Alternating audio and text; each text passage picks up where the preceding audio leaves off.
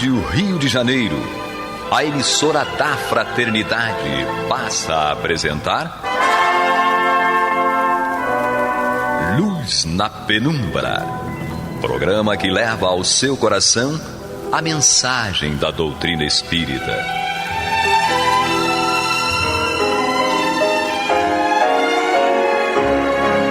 E com vocês, Eduardo Araújo, para o estudo de O Livro dos Médiuns, da obra codificada por Allan Kardec.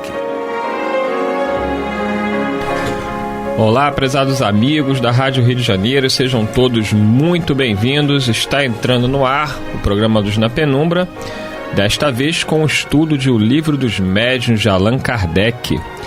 Já que o programa Luz na Penumbra, como todos sabemos, estuda todas as obras de Allan Kardec aqui na Rádio Rio de Janeiro. É isso mesmo, todas as obras, não todos os dias, a partir das 21 horas. Você tem aí pelo menos 2 livros, um livro às 21 horas e outro livro às 21h30, de todas as obras da codificação e também das obras subsidiárias, inclusive com a Revista Espírita, publicada por Allan Kardec, o livro Obras Póstumas, o que é o Espiritismo. É a grande oportunidade de estudar de forma sistematizada a doutrina espírita nas suas obras fundamentais de Allan Kardec. E hoje estamos aqui dando continuidade ao nosso estudo de O Livro dos Médiuns, comigo Eduardo Araújo, com ele, Paulo Renato. Seja bem-vindo. Obrigado, que nosso Senhor Jesus Cristo nos abençoe. E Maria de Fátima Miranda. Que Jesus nos inspire. Com uma camisa bonita, Paulo Renato. O que é essa camisa da Miranda aí? Combina com a máscara. Combina com a máscara, senhora. Não sei o que é isso aí. Paulo Renato tá se deixando envolver também. Tá se deixando envolver no processo obsessivo. Vamos lá. Estamos aqui hoje, temos 2 notícias, Paulo Renato, para dar para os nossos ouvintes e internautas. Uma é boa e a outra é muito boa ainda. Entendeu? É a melhor coisa que tem, Quando alguém chega e fala assim, tenho 2 notícias para te dar. Uma é boa e outra é melhor ainda. Eu falei, graças a Deus. Começa, quando fala assim, uma é ruim, uma é boa, eu falo, ai meu Deus, o que vem pela frente aí? Mas assim, a boa notícia qual é? A boa notícia é que a gente vai dar continuidade ao estudo do Livro dos Médiuns, só que nós estamos aí no último tópico, a última mensagem da segunda parte, do capítulo 31, que são das dissertações espíritas. Vamos ler a última mensagem que encerra o livro, que é a mensagem de número 34, assinada por espírito... Como é que se lê isso aí, Paulo Renato? Não sei como é que se lê, Alfredo de Marinac, Bossuet, né? Tem que chamar Bossuet, Alfredo de Marinac. Então o pessoal que é bom no francês aí poderia nos ajudar. Mas é a última mensagem, Então, ele era bispo e teólogo, francês, Bispo e teólogo, Então nós vamos ler essa última mensagem aí. E a notícia que é melhor ainda é que, acabando o livro, que nós vamos acabar, não sei se, talvez não hoje, mas no próximo programa, vamos ver como é que vai evoluir aqui a nossa leitura, o nosso estudo. A gente vai começar tudo de novo, Vamos voltar lá para o início do livro. Essa é a melhor notícia de todas. E aí quem está chegando agora vai ter a oportunidade de acompanhar o estudo desde o início, Vamos ver se a gente vai levar mais uns 30 anos até chegar no final. Esperamos que seja bastante proveitoso. Então vamos ler aqui, vamos aproveitar, vamos começar a ler essa mensagem, a última mensagem aí do Livro dos Médiuns, capítulo 31, mensagem de número 34. Desse espírito que é o Bossuet. Como é que se lê, Paulo Renato? Bossuet, eu acho que é Bossuet. Acho que é. Então vamos lá. Vamos se não for, vai passar a ser. Vai passar a ser. Como é bela a natureza, como é prudente a providência na sua previdência.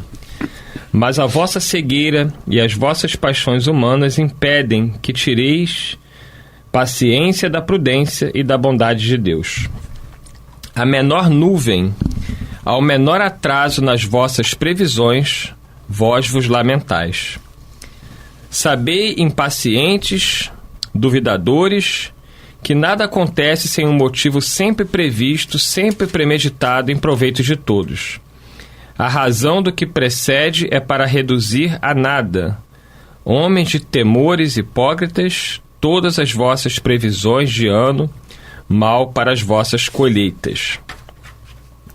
Deus frequentemente inspira aos homens a inquietação pelo futuro, para os impelir à previdência, e vede como grandes são os meios para dar a última demão aos vossos temores intencionalmente espalhados, e que as mais das vezes ocultam pensamentos ávidos antes que uma ideia de cauteloso aprovisionamento, inspirado por um sentimento de humanidade a favor dos pequenos. Vede as relações de nações a nações, que daí resultarão. Vede que transações deverão efetuar-se, quantos meios virão concorrer a reprimir os vossos temores. Pois, como sabeis, tudo se encadeia. Por isso, grandes e pequenos virão à obra. Então, não vede já em todo esse movimento uma fonte de certo bem-estar para a classe mais laboriosa dos estados, classe verdadeiramente interessante, que vós, os grandes, os onipotentes desta terra, considerais gente tosquiável à vontade, criada para as vossas satisfações? Ora bem, que acontece depois de todo esse vai e vem de um polo a outro? É que, uma vez bem providos, muitas vezes o tempo mudou. O sol, obedecendo ao pensamento de seu Criador, amadureceu em alguns dias vossas sementeiras.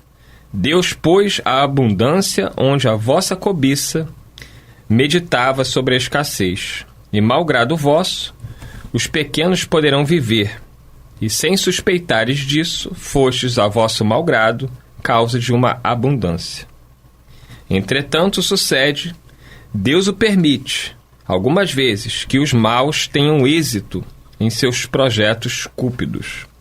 Mas então é um ensinamento que Deus quer dar a todos. É a previdência humana que Ele quer estimular. É a ordem infinita que reina na natureza. É a coragem contra os acontecimentos que os homens devem imitar, que devem suportar com resignação. Quanto aos que, por cálculo, aproveitam dos desastres, crede-o, serão punidos. Deus quer que todos os seres vivam. O homem não deve brincar com a necessidade, nem traficar com o supérfluo. Justo em seus benefícios, grande na sua clemência, demasiado bom para com a nossa ingratidão. Deus, em seus desígnios, é impenetrável. O espírito Bossuet, Alfredo de Marinag. Tá difícil aí o último nome também. Mas vamos nós. E aí, Paulo Renato, como avaliar essa mensagem que encerra aí o livro dos médios?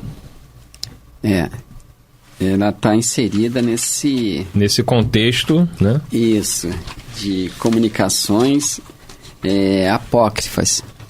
Mas Kardec faz umas observações interessantes adiante. Independente disso, nós podemos verificar alguns pontos aqui, quando ele fala em alguns momentos aqui sobre a questão da paciência. A gente tem no próprio Evangelho segundo o Espiritismo, no capítulo 9, item 7, quando fala sobre a paciência aqui, né?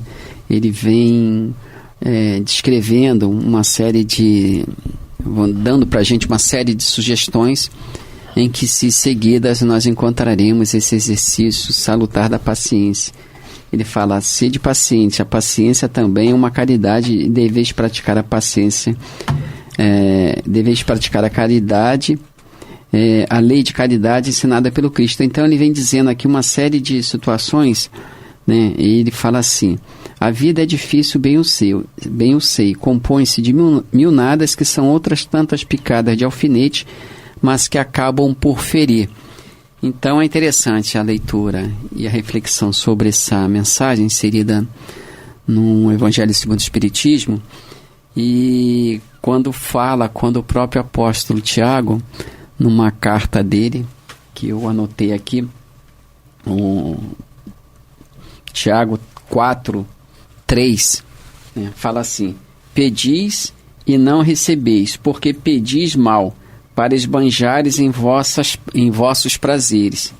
Pedis e não recebeis, porque pedis mal, para esbanjares em vossos prazeres. Então ele fala aqui sobre essa questão da impaciência, né? E nas previsões que se faz, quer dizer, naquelas expectativas que se lança sobre os nossos desejos, sobre as nossas aspirações. E ele diz aqui, o Bossuet, né? Ele diz que muitas vezes as nossas aspirações, elas são baseadas em interesses mais mesquinhos, mais imediatos, e a misericórdia, a providência de Deus não pode atender esses desejos, esses pedidos ou essas aspirações, porque elas dizem tão somente do nosso egoísmo, como sugere aqui o Tiago na carta dele, no capítulo 4. Né? Então ele fala sobre esse exercício da paciência salutar, né? E fala também dessa questão, até inserida no próprio Evangelho segundo o Espiritismo, quando ele fala no capítulo 16, quando ele fala sobre a utilidade providencial da riqueza. Então, Kardec, na sua sabedoria, vem relatando essas questões que também eram de sua época, a questão do alimento para o mundo. Né? Então, ele diz lá num determinado trecho, desse capítulo e desse item, ele fala: se a produção de um país é insuficiente, será necessário buscá-la fora. Por isso mesmo, as relações entre os povos constituem uma necessidade. E ele fala aqui sobre essa questão da relação entre os povos, né? Ele vem dissertando sobre isso.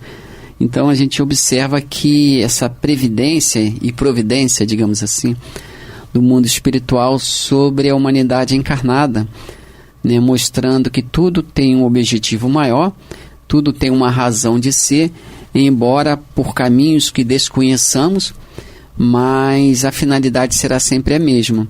Então ele diz aqui que, ali no final também, ele diz que aqueles que se aproveitam do mal gerado momentaneamente responderão sobre o proveito que tiraram do mal, porque, como diz Kardec em O Livro dos Espíritos, na questão 640, ele diz que aproveitar-se do mal é como se o tivesse feito, ou se tivesse coragem de praticá-lo. Então, o Bossuet fala aqui com relação a esse item. Ele fala: quanto aos que por cálculo aproveitam dos desastres, crede-o, serão punidos. É o oportunismo, né? Isso. E aí vamos ler aqui a análise, né, de Kardec sobre a mensagem, porque a gente, quando lê no primeiro momento e não tem o conhecimento necessário, pode até se deixar levar. E é uma linguagem difícil, né? Exatamente. Muito prolixo, né?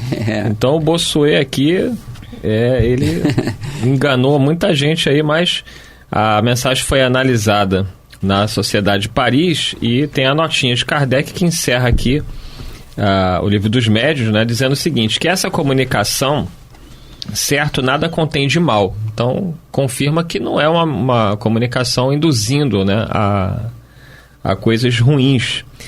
Encerra mesmo profundas ideias filosóficas e conselhos muito avisados que poderiam levar os poucos versados em literatura a equivocar-se relativamente à identidade do autor. Tendo o médium que a obtivera submetido ao exame da Sociedade Espírita de Paris, foram unânimes os votos declarando que ela não podia ser do Bossuet. São Luís, consultado, respondeu: essa comunicação em si mesma é boa, mas não acrediteis tenha sido de Bossuet, quem a ditou. Escreveu a um espírito, talvez um pouco sob a inspiração daquele outro, e lhe pôs por baixo o nome do grande bispo, para torná-la mais facilmente aceitável. Praticou-a o espírito que colocou seu nome em seguida ao de Bossuet. Interrogado sobre o motivo que o levara a proceder assim, disse esse espírito: eu desejar escrever alguma coisa a fim de me fazer lembrado dos homens. Vendo que sou fraco, entendi de apadrinhar o meu escrito com o prestígio de um grande nome. Mas não imaginaste que se reconheceria não ser de Bossuet a comunicação? Quem sabe lá ao certo? Podereis enganar-vos. Outros menos perspicazes a teriam aceitado. De fato, a facilidade com que algumas pessoas aceitam tudo que vem do mundo invisível sobre o pálio de um grande nome é que anima os espíritos embusteiros. A lhe frustrar os embustes é que todos devem consagrar a máxima atenção. Mas a tanto ninguém pode chegar senão com a ajuda da experiência adquirida por um meio de um estudo sério. Daí o repetirmos incessantemente: estudai antes de praticardes, porquanto esse é o único meio de não adquirires experiência à própria custa. Então, uma recomendação aí, Miranda, muito importante de Kardec, um alerta, né, para aqueles que querem se envolver com as questões mediúnicas. Pois é, e como você falou, se não tivéssemos essa claridade de um espírito lúcido para fazer a sua avaliação, cada um de nós teria ainda achado que seria autêntica, né? Porque como São Luís falou, a comunicação em si mesmo não é ruim. Primeiro você tem que conhecer a pessoa, base, né? Se me dá uma mensagem dessa, eu não ia ter condições de avaliar, primeiro que eu não conheço o Bossuet. Pois é. Entendeu? Não o conheci, não sei como é que ele escrevia, o que ele pensava. Então você tem que conhecer para poder analisar, né? E você vê que quem faz a análise dela é São Luís, porque de alguma forma tinha conhecimento de quem se tratava. Então, mas assim, o alerta que fica aí de Kardec no final, ele vai falar exatamente para as pessoas tomarem muito cuidado em relação àquilo que vem do mundo espiritual, né? E não necessariamente aquele... Vou repetir esse final aqui, é muito importante. De fato, a facilidade com que algumas pessoas aceitam tudo que vem do mundo invisível. Isso para quem está nos acompanhando aí, você que está no seu radinho, você que está pelo YouTube, cuidado, não é porque vem do mundo espiritual que é verdade. Vê de tudo e retende o que é bom, já dizia Paulo de Tarso, né? E o Espírito Erasto, no próprio Livro dos Médiuns, alerta: é melhor rejeitar 10 verdades do que aceitar uma única mentira. João Evangelista já dizia: não creiais em todos os espíritos. Outro dia, estudando sobre vocações, nós vimos a situação da mãe Pintacilga, né? Que se comunicou, que assinou a psicografia e ainda disse que estava sofrendo muito, porque os filhotinhos dela o gato havia comido. E Kardec acompanhou tudo, tal, depois foi fazer a avaliação. Não vem dizer que é possível, não é? E aí São Luís deixa bem claro, e esse registro fica como exemplo daquilo que nós precisamos desenvolver a nível de refletir a lógica da situação, porque onde um passarinho vai poder psicografar, né? Que maturidade colocaria por terra toda a doutrina espírita, que é uma evolução gradual conquistada ali em cada um dos reinos. Isso. É interessante essa observação, porque Kardec, aqui na introdução do próprio Livro dos Médiuns, ele fala lá logo no início, ele diz, fala do objetivo desse livro, do Livro dos Médiuns. Um dos objetivos, ele fala, guiá-los, as pessoas interessadas na mediunidade ou no seu estudo, ele fala, guiá-los nas suas observações, assinalar-lhes os obstáculos que podem e hão necessariamente de encontrar, lidando com uma nova ordem de coisas, iniciá-las na maneira de confabularem com os espíritos, indicar-lhes os meios de conseguirem boas comunicações. E ele vem discorrendo mais sobre isso.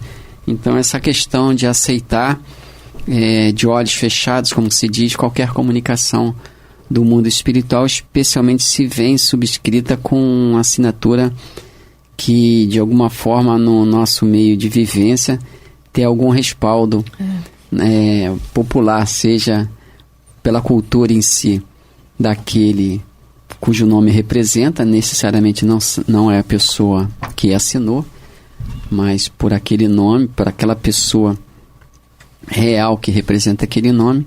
Muitas vezes a gente se deixa levar tão somente pela legenda, né? O nome acaba sendo para a pessoa uma espécie de legenda. As pessoas até têm os cognomes, né? Tem um nome artístico, né? E ela passa a ser conhecida por aqueles nomes de legenda. Então, muitas vezes a gente se interessa mais pela assinatura, pelos nomes de legenda, do que propriamente pelo conteúdo da mensagem. Então, é interessante refletir, mas saber também que mesmo que venha a ser um espírito mistificador, brincalhão, né, com interesse de se impor de alguma forma ao médium ou ao meio, é interessante fazer as observações necessárias sobre aquilo que ele levantou na comunicação.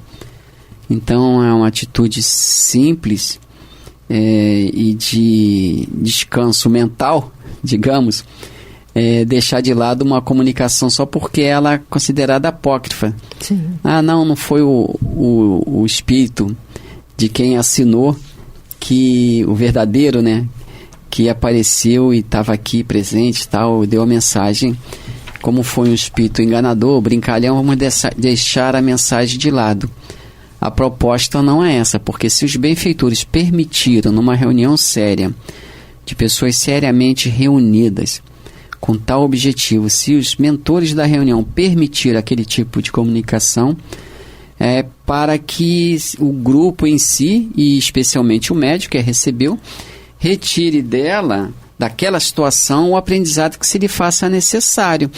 Então, mesmo entre essas comunicações ditas apócrifas, e quando realmente o são, no meio delas, embutido nelas, tem grandes lições que a gente pode retirar se refletir sobre elas, né? Claro que a gente não precisa gastar um tempo maior, o tempo que gastaria numa comunicação mais ilustrativa, com mais conteúdo evangélico, mas não me parece perda de tempo centralizar as atenções no aprendizado que ali está inserido. Até ver pela experiência que vai desenvolvendo. Nessa mensagem que nós lemos, logo no início, quando ele fala assim: mas a vossa cegueira e as vossas paixões humanas impedem que tereis paciência da prudência e da bondade de Deus, né? Que é a nossa impulsividade. Kardec faz uma série de anotações a esse respeito. Ele fala a respeito aqui da produção que a gente leu, né? Ele questiona aqui na questão 707, ele fala: é frequente a certos indivíduos faltarem os meios de subsistência, ainda quando os cerca a abundância. A que se deve atribuir isso? Então tem toda uma resposta que vem em respaldo ao que esse espírito está assinalando aqui. A gente não vai ler que ela é um tanto longa. Não é um conteúdo falso, né? Não. Então esse espírito fala realmente das questões sociais que tanto incomoda o ser humano, sempre incomodou, incomoda hoje e possivelmente incomodará amanhã. Mas também na questão 584, Kardec também levanta a questão da missão do conquistador, que apenas visa satisfazer a sua ambição e que para alcançar esse objetivo não vacila ante nenhuma das calamidades que vai espalhando, né? Então os espíritos também respondem essa questão levantada aqui por Bossuet, né, daqueles que se arvoram da condição de missionários, né, e acabam espalhando desordem, prejuízos. Estou fazendo aqui sinal para o Paulo Renato que acabou o nosso tempo, né? Acabamos também o livro dos médiuns e semana que vem vamos começar novamente do início o estudo do livro dos médiuns, né? Um livro importantíssimo. E lembrando aí da importância do estudo que Kardec enfatiza nessa nota, ele diz no livro dos Espíritos, na introdução, que anos são precisos para formar-se um médico medíocre, 3/4 partes da vida para se chegar a ser um sábio. Como pretender alguém adquirir em algumas horas a ciência do infinito? Ninguém, pois, se iluda. O estudo do espiritismo é imenso, interessa a todas as questões da metafísica e da ordem social. É um mundo que se abre diante de nós. Será de admirar que o efetuá-lo demande tempo, muito tempo mesmo?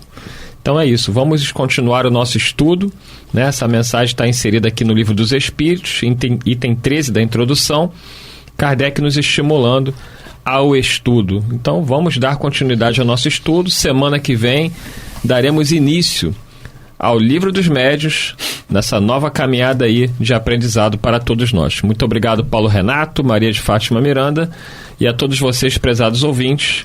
Semana que vem, se Deus quiser, estaremos juntos. Muita paz. Você está ouvindo pela Rádio Rio de Janeiro o programa Luz na Penumbra, com estudo de O Livro dos Médiuns, na apresentação de Eduardo Araújo.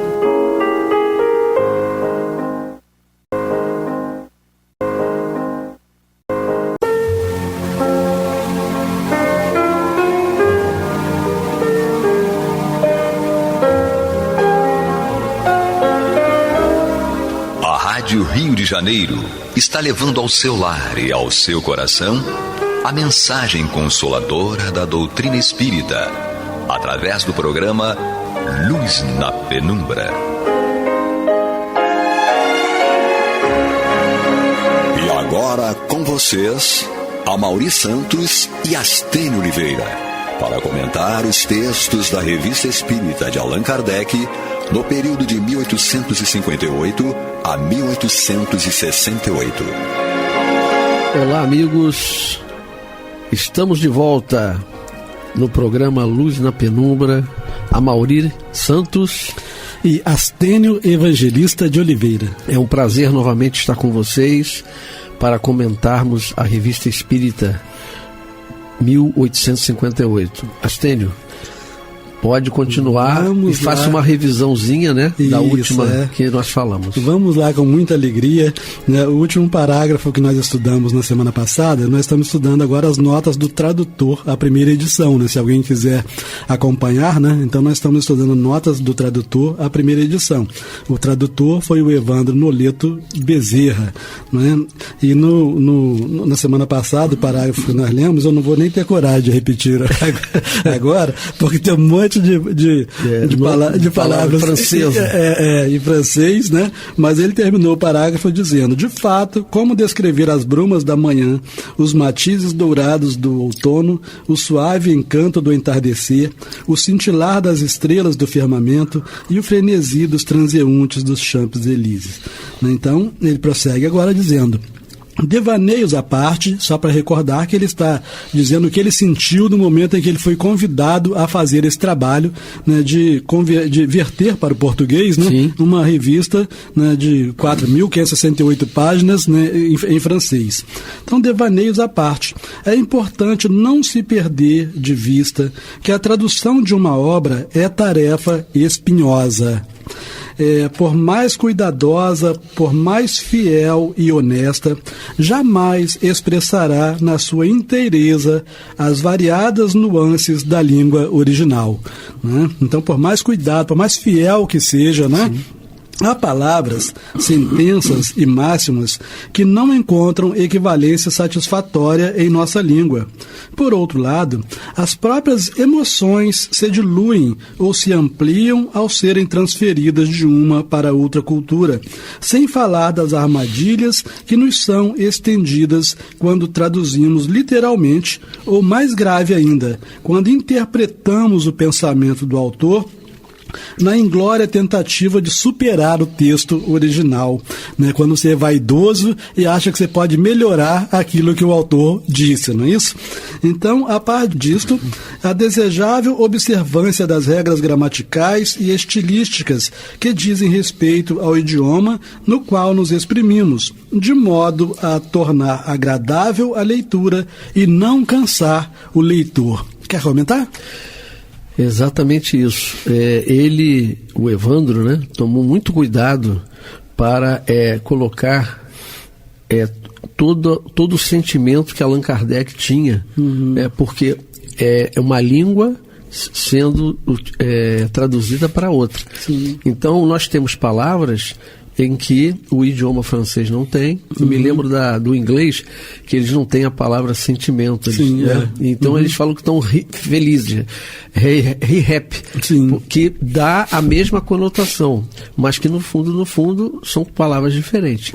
E traduzir para o português é uma responsabilidade muito grande, porque ele deixa bem claro, o Evandro, que ele quer traduzir, mas mantendo a essência, né?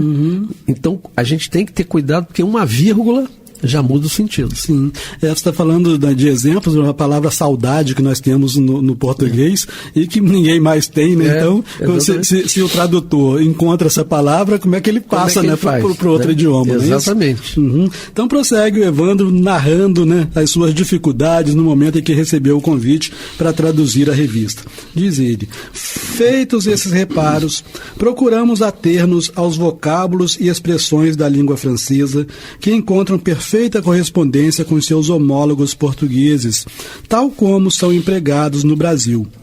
quando, pela própria estrutura da língua em questão, não nos foi possível observar essa regra, né, encontrar os homólogos, né, quando, pela própria estrutura da língua em questão, não nos foi possível observar essa regra, ou para não reproduzirmos palavras e períodos que se repetiam com frequência, abandonamos aqui e ali a rigidez do texto, principalmente a atenção, a clareza e a melodia, eufonia das sentenças, sem, contudo, jamais esquecer de guardar o sentido fiel das verdades traduzidas para a nossa língua. Então isso é importante porque a gente vai ler a Revista Espírita na certeza de que o Evandro não inventou nada, né? Com certeza. Que ele tentou colocar Kardec inteiramente aqui. Exatamente, na sua pureza. Isto. Então, prosseguindo com o nosso Evandro, ele diz: a presente tradução é de nossa inteira responsabilidade, à exceção de algumas partes, cuja indicação, em nota de rodapé, pedimos se reportasse o leitor à fonte original. Como é do conhecimento de todos, além da função primacial de órgão de difusão doutrinária, a Revista Espírita constituiu-se numa espécie de tribuna livre. Então ele também está destacando o que nós já tínhamos visto anteriormente da Revista Espírita como tribuna livre, né? Na qual Allan Kardec sondava a reação dos homens e a impressão dos espíritos acerca de determinados assuntos, ainda hipotéticos ou mal compreendidos. Isso vai ser muito importante se nós pudermos registrar na nossa memória isso daqui, para nós compreendermos alguns textos que estão lá dentro, que a gente pergunta por que Kardec colocou isso daqui. Com certeza. Né? Então, voltando aqui, ele fala assim: na qual Allan Kardec sondava a reação dos homens e a impressão dos espíritos acerca de determinados assuntos, ainda hipotéticos ou mal compreendidos, enquanto lhes aguardava a confirmação por meio da concordância e da universalidade do ensino dos espíritos. Eu acho isso de grande importância, né? Porque senão nós, e muitos fazem isso, mas isso está na Revista Espírita. Então acha que está na Revista Espírita, entende que é verdade definitiva, né? Sem ter observado que o Kardec publicou uma série de textos que seriam ainda submetidos a discussões a partir da publicação, né? Porque antes ele tinha tido contato, né? Mas ele quer ver a opinião dos outros, e para ele saber a opinião dos outros ele tem que publicar. Então a gente não pode dizer assim, mas isso foi ensinado na Revista Espírita. Não deve ser esse o caminho, né? Inclusive, Astênio, você falou aí uma parte que me toca muito. Ele fala em coisas hipotéticas. Sim. Que ele coloca, né, para que nós pensemos. Sim. Mas que a hipótese não é uma verdade. Né? Ela ainda está em análise. Então ele fazia isso para que os homens, né, que estavam lendo a revista pudessem analisar. Depois poderia se tornar uma verdade. Mas é como você falou, muita gente lê a revista e acha, não, está na revista é aquilo. Não, ele coloca como hipótese algumas coisas que ele foi recolhendo durante o trabalho de observação dele. Por exemplo, na Revista Espírita de 1861, que não vai ser estudada por nós aqui, né? Mas tomara que então quem está nos ouvindo também ouça o outro programa que vai estudar as revistas espíritas dos anos ímpares, né? Então, na de 1861 tem um espírito que ele traz algumas informações a respeito da vida no planeta Marte, né? Então, hipótese, né? Então coloca como um mundo inferior, né, dá umas informações lá assim bastante estranhas. Aí alguém que vai ler diz, mas o Marte é um planeta inferior, né, porque está na Revista Espírita. Não pode ser assim, né? Pode ser porque assim. Kardec colocou lá porque um espírito escreveu e ele está colocando a análise, né? Sim. Não é isso? Deixando aberto, né, a nossa divagação. Isso. Porque hoje a ciência, né, a coisa vai evoluindo e nós já estamos pousando em Marte. Sim. Né? Nós estamos vendo como é que é esse mundo, né, ainda estranho, e que um dia poderá ser um complemento da Terra. Então, essa visão que ele coloca, na época dele não tinha o telescópio Hubble, não tinha os satélites, né?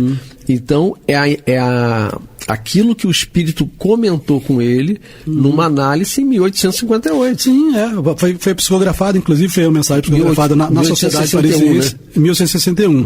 Então foi psicografada numa reunião na Sociedade Parisiense de Estudos Espíritas, né, e inclusive foi o guia espiritual da médium, e ele publicou. Agora, se aquilo era verdade ou não, né, exatamente. Ele não estava afirmando que era verdade ou não. Né?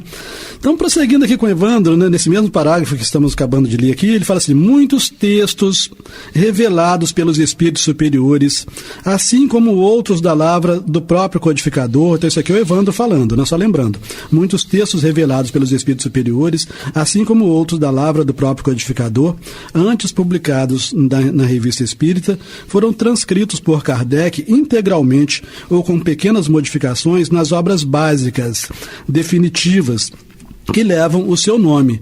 Assim, utilizamos-nos das traduções de Guion Ribeiro e Manuel Quintão, quando os mesmos trechos da revista coincidiam com aqueles já traduzidos por esses dois presidentes da Federação Espírita Brasileira.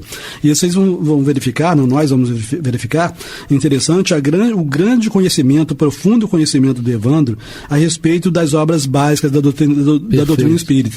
Porque quando ele lia a revista para traduzir, em que ele verificava que aquilo ali estava numa determinada obra básica, ele já informava, está também na obra isso, tal, né? tal. Perfeito, né? Isso demonstra o grande conhecimento dele e a memória profunda dele. Com certeza, com certeza. Posso prosseguir? Deve, meu amigo. Vamos lá. Tá muito bom, viu? Obrigado. Prosseguindo o Evandro dizendo assim: reconhecendo nossas reais limitações. Eu gosto de gente humilde, né? Não é? Sabe, um grande conhecedor da língua francesa, mas não se achando o bambambam, não é isso?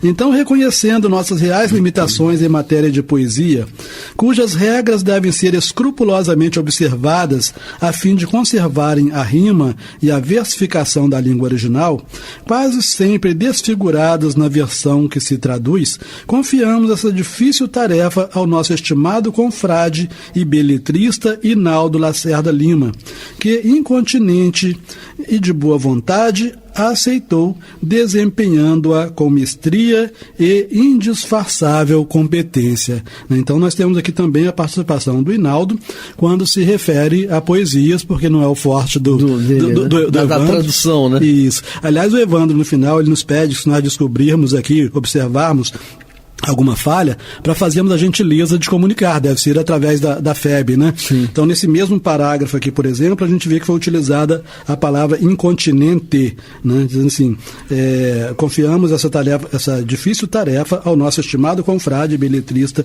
Hinaldo Lacerda Lima, que incontinente e de boa vontade, e aqui a palavra correta seria incontinente, né? Porque incontinente é imediatamente, né? E o incontinente é sem moderação. Então, no caso aqui seria incontinente, né? Então, incontinente e de boa vontade, aceitou, desempenhando-a com a mestria e indisfarçável competência. Então, quanta gente Deus está colocando para nos ajudar, não é isso? Exatamente.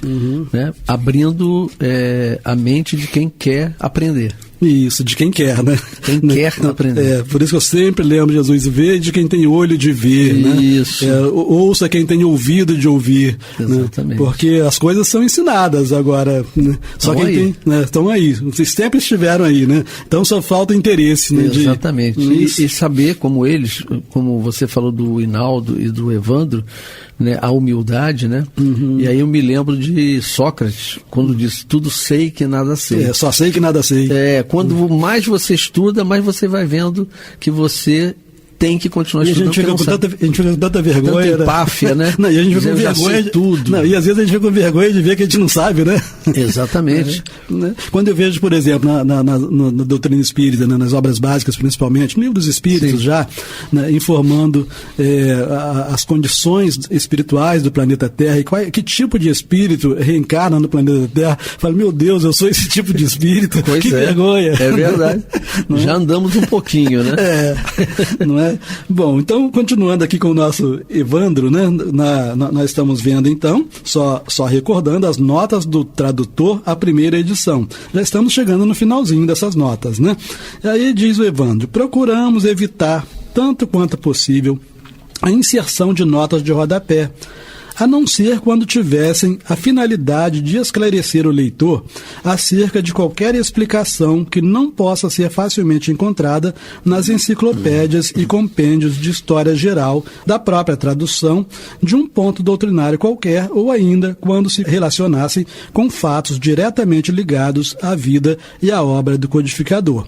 Então, palavras difíceis e tal, ele não colocou nota de rodapé tentando traduzir, né? A gente tem que ter um trabalhinho também, se tem interesse. Com certeza, né? Não é isso? Tem que pesquisar. Tem que pesquisar, né? Então, receber tudo mastigadinho não vale. Pois é. Não é isso? Então, o que ele está dizendo pra gente, ó, não estou dando tudo mastigado não, né? Com certeza. Trabalhe um pouco também. Né? E aí chegamos no último parágrafo das notas do tradutor, a primeira edição da Revista Espírita. Diz-nos o Evandro: finalmente, ao oferecer nosso modesto trabalho aos companheiros de ideal espírita, somos os primeiros a reconhecer que não fizemos uma tradução perfeita. Né? Que bom, né? Que bom. Perfeito. Isso foi perfeito. Isso foi perfeito.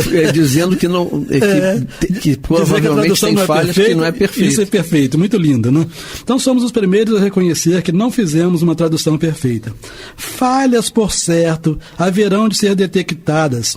Umas, talvez, durante o processo gráfico de composição e impressão, outras por desatenção nossa, ensejando-nos a feliz oportunidade de saná-las em edições posteriores desta obra, desde que contemos com o auxílio inestimável dos leitores em nolas apontar com vistas ao seu perene aperfeiçoamento. Olha que coisa linda, né? Então ele nos deu a oportunidade de também participarmos da tradução da Revista Espírita, né, quando saírem novas edições, né, se nós encontrarmos aqui alguma coisa que achamos que precisa ser corrigida. Você encontrou. Eu encontrei. Incontinente. Incontinente. Mas eu vou ter que ver depois qual é o caminho para poder informar. Outras pessoas já devem ter informado, com né? certeza. Mas vamos lá. Vamos continuar, prossigamos. Isso. Então, olha só, gente. Nós agora, enfim, entramos na introdução. Né? Então, agora, Kardec na veia. Né? Agora sim. Isso. Né? Dose maciça. Então, aquilo que nós falamos num outro programa, né, de que se nós estudarmos a Revista Espírita 15 minutos por dia, mas todos os dias, inclusive sábado e domingo, feriado, né, a gente em alguns meses lê todo um volume da Revista Espírita, né, a gente está verificando que é verdade. Nós temos aqui o nosso programa de são de alguns minutos. Exatamente. E quanto já avançamos, não é isso? Com certeza. Agora vamos direto na revista. Agora vamos direto na revista. Então, Revista Espírita, Jornal de Estudos Psicológicos, ano 1, janeiro de 1858, número 1. Né? Esse é o ponto de partida. Né? Isso aí. Então, Kardec colocou na revista introdução. Então, foi uma introdução à revista feita pelo próprio Kardec.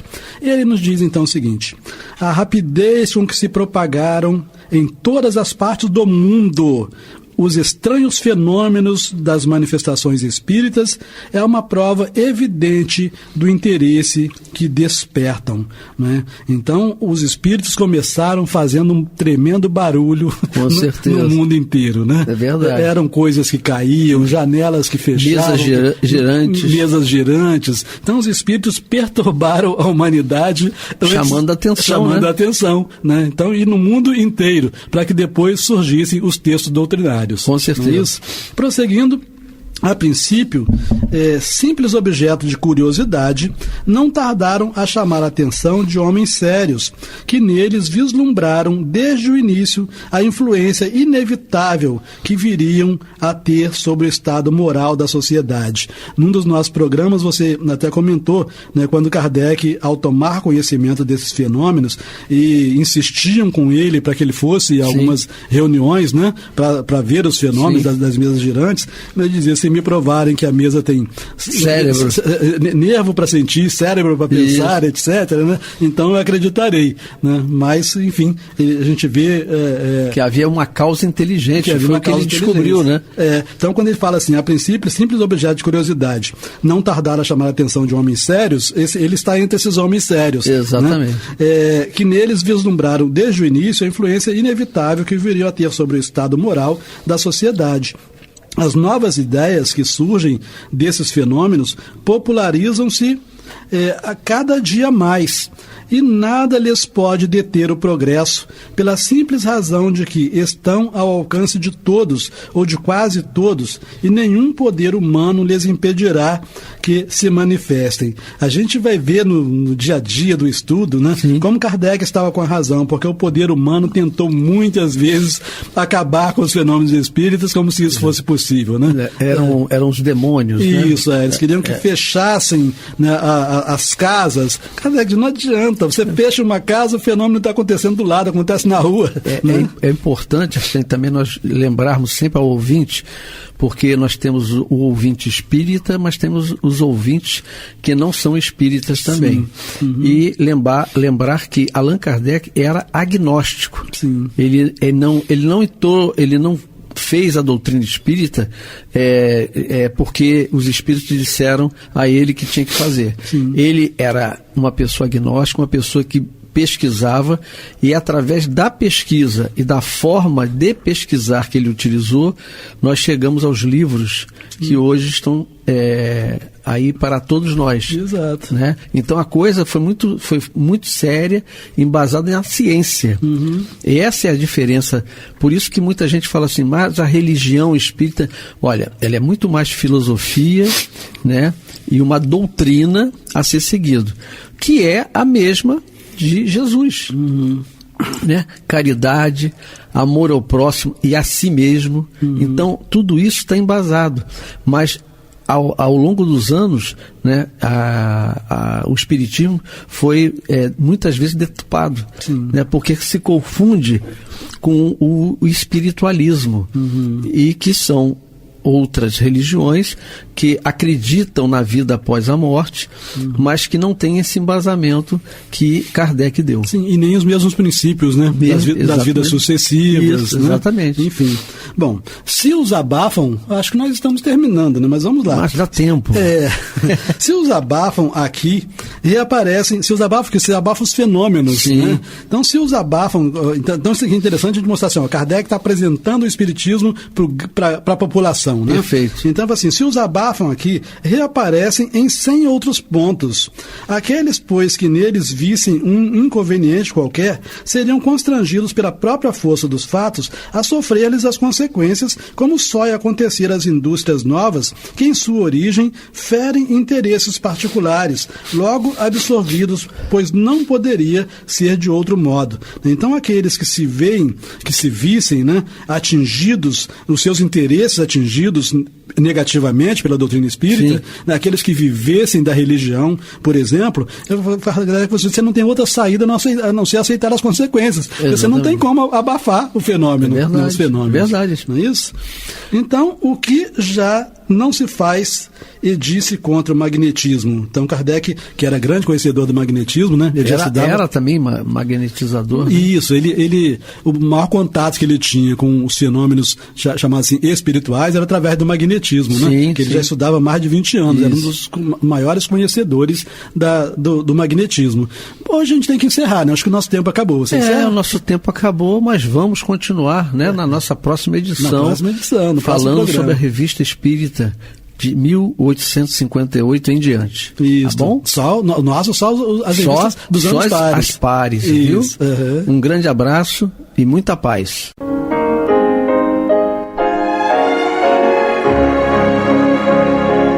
E vamos ouvir agora a prece de encerramento de nosso programa, na voz de Geraldo de Aquino.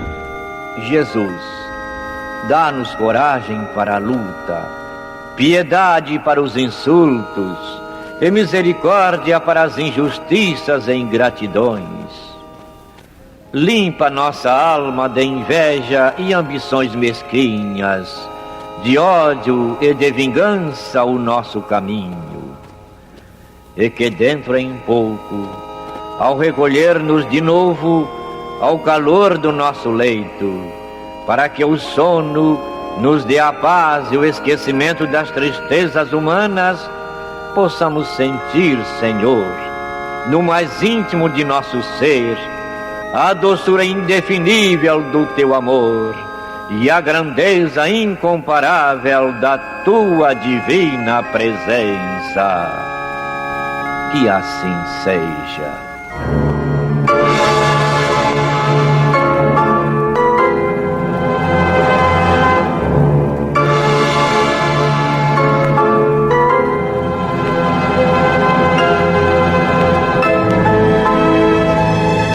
acabamos de apresentar o programa Luz na Penumbra, que voltará a ser apresentado amanhã às 21 horas nesta emissora.